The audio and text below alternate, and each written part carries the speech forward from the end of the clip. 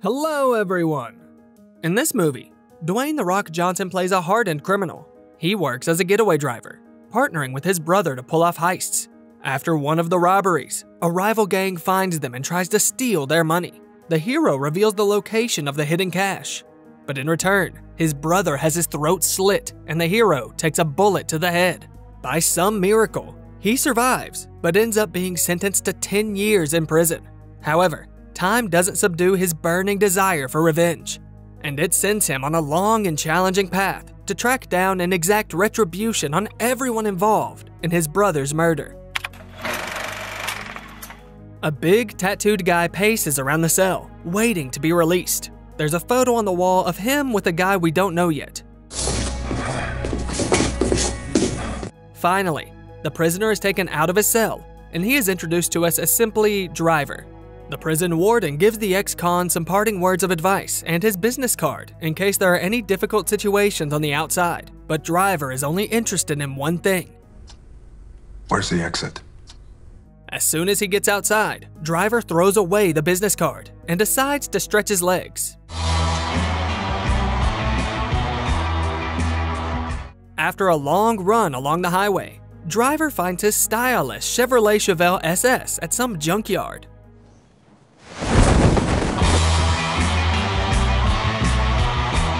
The keys are waiting for him on the front wheel, so the hero pulls the covers off the car, starts it up without any problems, and drives off in search of his first target. All the information is thoughtfully hidden in the glove compartment.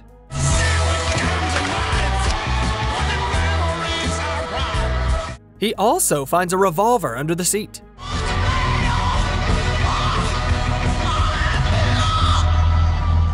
Traffic rules aren't taught in prison, so Driver parks his car and, disregarding other cars on the highway, goes straight to the office amidst the traffic and the frustrated drivers. Upon reaching the office, Driver doesn't bother with pleasantries and immediately seeks out one of the employees. Without any warning, the office clerk gets some lead to the forehead. Afterward, Driver leaves, but notices he's been caught on the security camera. The next episode takes us to a roadside motel where a guy is trying to buy illegal substances from a dealer in the restroom. He takes out crumbled bills from his pocket, but the dealer is not satisfied with such payment. After a short altercation, the buyer persuades the dealer to come to an agreement. He goes to his car with the purchase, while we're back to the office where Driver killed the man. It's full of cops, and one of them happens to be that addict from the restroom. None of the policemen around are particularly happy to see him, especially the female detective. This character is simply known as Cop.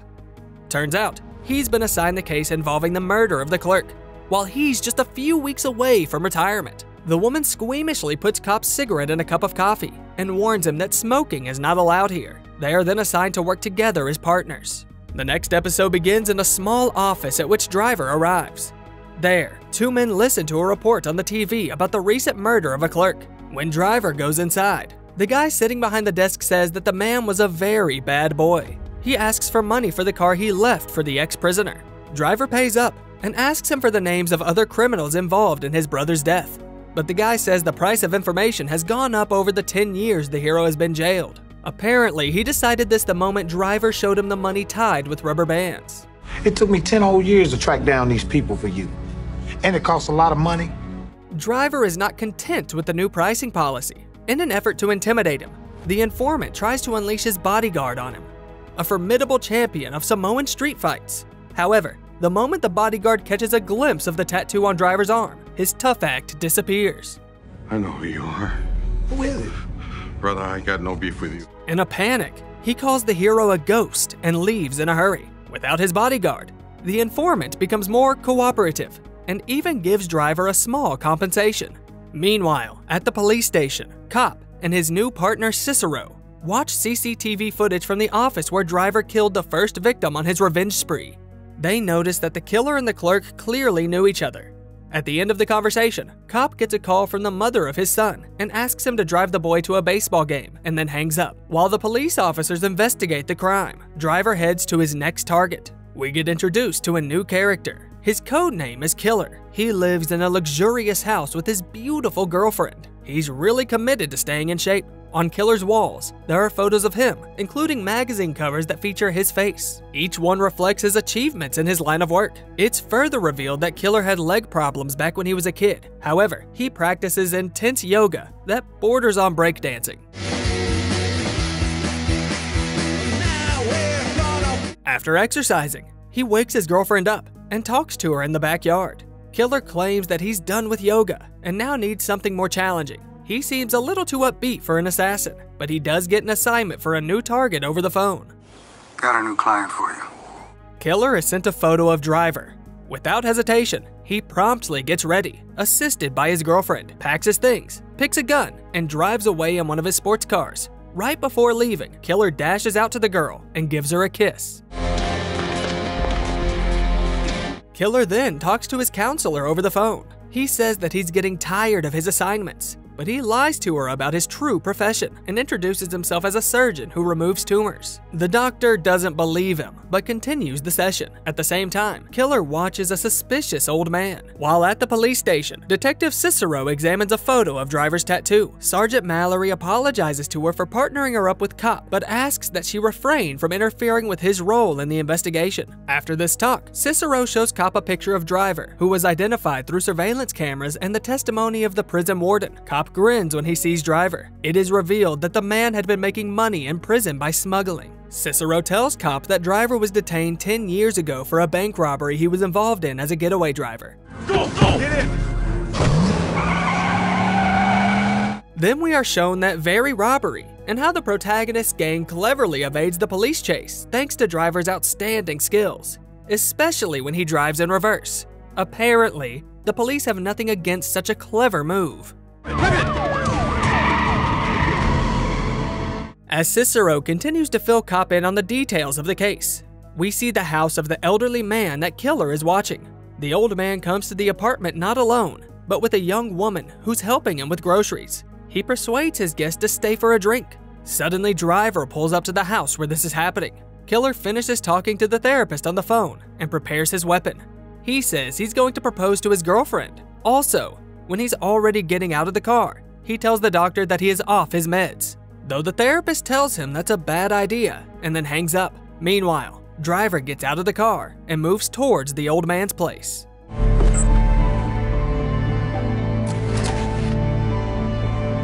Killer follows Driver and walks through the door behind him.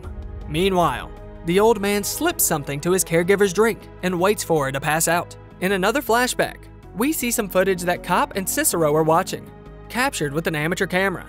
It shows Driver and his brother being held hostage by other thugs. Driver's brother pleads with him not to tell them where the money is, as this would get them both killed. The captors claim that other members of Driver's gang have already suffered this fate.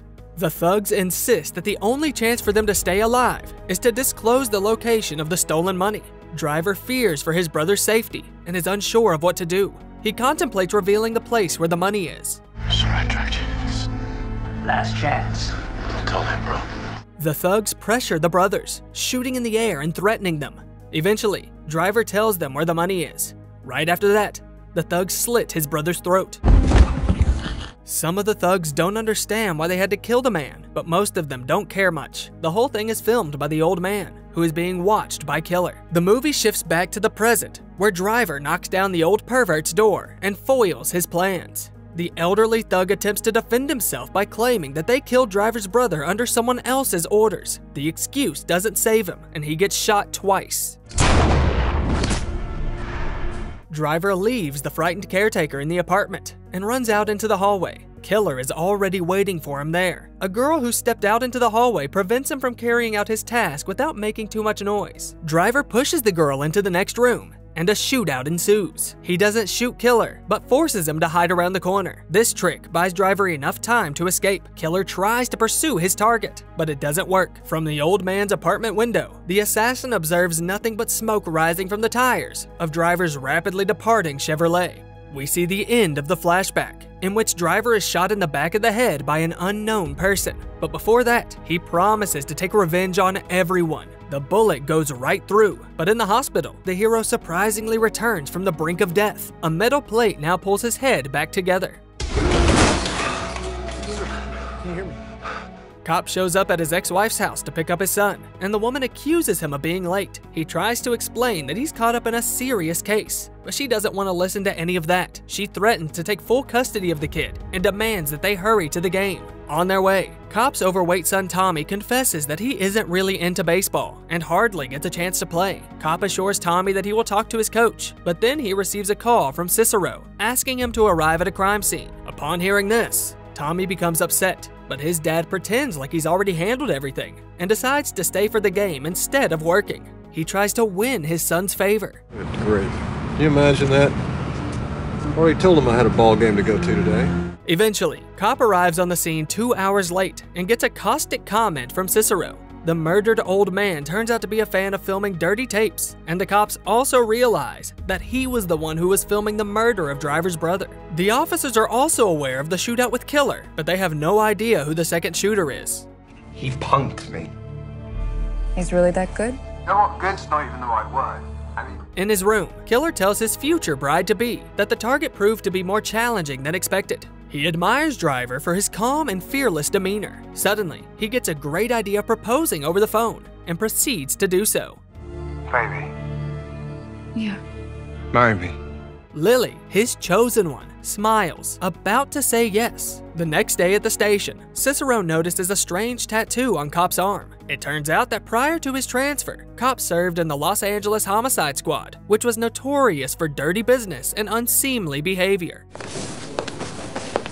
That's where Cop met his ex-wife Marina, who was his informant. It also turns out that he was in rehab for addiction. Seeing the weird looks from his partner, he explains that it's ancient history. Cop lies that he got clean when his son was born. From his car window, Driver observes his next target, a woman, as she accompanies her son outside the house. He decides to pay her a visit. Armed with a gun, he enters the house. Inside, he discovers the woman he was seeking, but to his surprise, she's feeding a baby. During their conversation, after the hero gets slapped, it's revealed that she is not his target, but his ex-wife. As it turns out, Driver wouldn't let her visit him when he was serving his 10-year sentence in prison. He mistakenly believes that the boy he saw through the car window is his son. Unfortunately, he is wrong. The woman has moved on and built a new life for herself, and regrettably, Driver's kid did not get to see the world as the mother had chosen to have an abortion.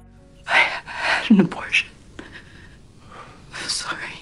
The Rock, devastated by the news, leaves to continue his path of vengeance. His former lover tells him she knows what he's up to and wishes him luck. While this drama unfolds, Killer decides to have a fancy wedding with his fiancée, Lily. There are cool car races, a beautiful ceremony, and of course, the most romantic part of any wedding, shooting at cans. Killer offers his wife a fresh start in Pasadena and promises to quit his job as a hired gun. Meanwhile, Cop arrives at Marina's house and goes inside uninvited. He is surprised to find his ex-wife watching the coverage of his case on TV. Cop offers her to get back together and start their lives anew, but she declines, stating that she has moved on and built a different life for herself. She is currently getting a degree and aims to improve her and her son's life. In an attempt to persuade her, Cop even hands over his stash of illegal substances and promises to go to rehab. However, he suggests dealing with it only after the case is over. Let's go right now. Well, I mean, after the case, I gotta finish the case. Well, I can't just walk out on that.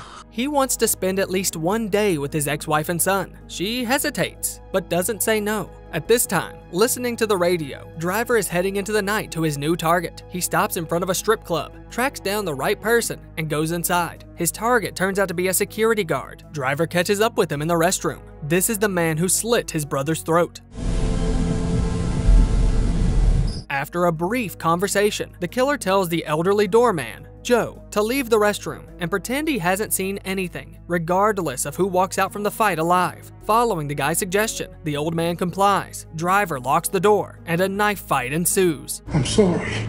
Driver wins the fight, and his brother's killer apologizes to him. He also asks Driver to call his son and tell him his dad is sorry. Driver leaves the barely breathing man on the floor and fulfills his last wish in the car.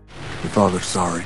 Sitting on the couch, Killer looks at photos of his life. As he comes across pictures of his childhood and his crippled legs, his facial expression changes, prompting him to reach out and touch his scars. Then he starts frantically polishing his weapon. Lily catches the man in the act. I thought you said you were done. She hopes that her husband will quit, but he decides to finish the job, and then he will be done. Lily tries to talk Killer out of it, but he remains adamant and keeps polishing his gun. Cop wakes up in bed with his son, who says he doesn't like baseball. The father responds by saying that the boy will improve and that he just needs more practice. He suggests playing together, mentioning that he isn't good at baseball either. Later, he discovers Marina heavily intoxicated inside the bathroom. Jesus Christ. Jesus. Marina confesses that she's afraid of ending up in the hell she and Cop made, inflicting pain and suffering on each other every time. After this, Cop throws the remaining substances in the trash and falls asleep with Marina. The fourth day of the narrative begins with Cop and Killer leaving their homes in the morning. Both have a puzzled and worried look on their faces. The detective gets a call from Cicero, who tells him she has found a lead. Both of Driver's victims were police informants and were involved in his brother's murder. She asks Cop to look into this, but he replies that he has to talk to a stabbing victim from Henderson. This is the same security guard who was attacked by Driver at the strip club. Ignoring Cicero's request, Cop goes to the emergency room for questioning. It's my case. After catching the news on the radio that the killer he stabbed is alive and being treated at the hospital, Driver swiftly does a dramatic U-turn in his car and speeds off towards the medical facility. Meanwhile, Killer's client also informs him of Driver's survived target and suggests that he'll try to finish the job. Cop is the first to arrive at the clinic. However, the protagonist wastes no time. In his usual manner, he heads straight towards the operating room, where doctors are fighting to save the life of his target. Without hesitation, he fires several bullets into the guy's forehead. Upon hearing the gunshots, Cop swiftly emerges from a nearby room. He pursues Driver until they reach the basement, where they engage in a fierce gunfight. At a critical moment, Driver catches his opponent off guard, forcing him to kneel. However, as soon as Cop closes his eyes, the hero disappears. Driver gets into his car and drives away. On the way, he gets a call from the son of his brother's killer. The boy threatens to avenge his father. The hero tells him to do what he must, but to understand, there will be repercussions of his choice. At that moment, Killer catches up with him from behind. The risky chase doesn't last long. Driver gets shot in the neck, but manages to shoot his enemy's tire and escape into the darkness of the night. A frustrated Killer receives a call from the client, informing him of the cancellation of the assignment. However, Killer is determined not to give up so easily, and as a result, refuses to abandon his final job. Driver arrives to his father's home, suspecting that he might have set them up after the heist, but he finds only his mother there. The woman lost her husband 3 or 4 years ago. She tends to her son's wound and assures him that her late husband loved Gary, so he would have never betrayed him. Driver explains that they robbed the bank to pay off Gary's debts and that he willingly volunteered to help because he couldn't abandon his brother in need. After picking up his brother's ashes, he sets off to his next target, and along the way, keeps thinking about who set them up. At the police station, Cop tells his partner about his encounter with the Driver in the hospital and how he miraculously survived. Everyone around him congratulates him for almost taking down the criminal. Cicero forgives him for hanging up on her and shows Cop a possible list of Driver's targets. They are all informants who have served minimum time for serious offenses. Cop decided to check out the people from the list who have not been attacked by Driver yet. In the meantime, Driver catches up with the final target on his list, only to discover that it's a traveling evangelist he has been listening to on the radio throughout his journey. The preacher conducts his sermons from a mobile temple tent. After arriving at the location, Driver patiently waits for the sermon to conclude before approaching the priest. The preacher confesses that he abandoned his wicked ways long ago and is now dedicated to setting people on the right path. During the capture of Driver and his brother, he was the one who didn't want them to be killed. Before going for a walk, the preacher is visited by his wife and child, which surprises Driver, though he doesn't want to give up his revenge. On the way to the shore, which will be the last walk for one of them, the men talk. It turns out that the preacher is the father of 5 adopted children. He says that when Gary was killed, he just had to stand watch to earn some easy money. The preacher is honest about what he did, but regrets it. He says he took his share of the money and went to jail, where he turned to God. Driver clearly hesitates, but then puts the preacher on his knees and prepares to shoot. At the last moment, he spares the preacher, allowing him to reunite with his family, while he himself walks back to the temple tent. Inside, Killer awaits him, armed and ready for a fair fight, seeking acknowledgement of his skills. Driver remains composed, calmly stating that he has nothing against Killer. He also points out that Killer clearly has issues. In response, Killer takes Driver's gun away and aims it at his head. Noticing the list lying beside Driver, The mercenary remarks that there should be one more person on it, the man who hired him to kill Driver, but he doesn't say his name. Meanwhile, Cop, who has just arrived, gets out of his car and approaches the temple. He sneaks up on Driver from behind. Cop orders Killer to drop his weapon, threatening him with dire consequences. As soon as Killer complies and puts the gun down, a single gunshot echoes through the air. Cop shot the back of Driver's head. It's revealed that Cop is not only the person who hired Killer, but also the person who tried to eliminate Driver the first time. Cop tells Killer that he decided to get involved when he saw that the mercenary failed to kill Driver in the old man's apartment. Killer shows him the list and notes that Driver didn't even know about Cop. The latter says he realized it when Driver didn't shoot him in the basement of the clinic. It turns out that Gary's girlfriend was the detective's informant, and she ratted the gang out. The rest of Cop's informants helped to take away the money that Driver and his accomplices stole. After hearing this thrilling story, Killer leaves the tent, but Cop catches up with him and tries to give him the payment for the job. It turns out that the young man takes just $1 for his services and calls contract killing his hobby. However, he refuses to accept the payment because technically he hasn't killed the target. In the end, he says he's done, and Cop echoes his words. Cicero goes to the crime scene and on the way realizes that all the informants involved in the case had the same supervising officer, her partner Cop. It dawns on her that he may have something to do with all of this. She calls the department, and the boss tells her that Cop was the one who asked to be assigned to the case, and then all the pieces of the puzzle fall into place. Cop calls his ex-wife to tell her that the case is over. He's in a good mood and thinks that everything will be fine. He'll get a fresh start, but a shot in the back interrupts his flow of positive thoughts. The steel plate in Driver's head proved to be stronger than the bullet fired into it. Killer returns to his wife. Cicero arrived at the crime scene and finds Cop's corpse. The woman doesn't tell her co-workers about his past. At sunset, Driver scatters his brother's ashes over a reservoir and drives his car off toward the horizon, while the preacher passionately speaks to his congregation about the significance of forgiveness. It's funny that the screenplay for the movie was written by two brothers, Tony and Joe. Perhaps they drew inspiration from their own relationship, though hopefully the movie isn't autobiographical. As he prepared for the role, Dwayne Johnson had to take an extreme driving course. However, his deep connection with the character was evident from the moment he read the script, prompting him to eagerly accept the role and start training right away. As always, check the movie name in the description. Meanwhile, let us know in the comments if you've ever had to fight a desire for vengeance or give into it. And don't forget to hit the like button and subscribe to the channel to see even more cool recaps.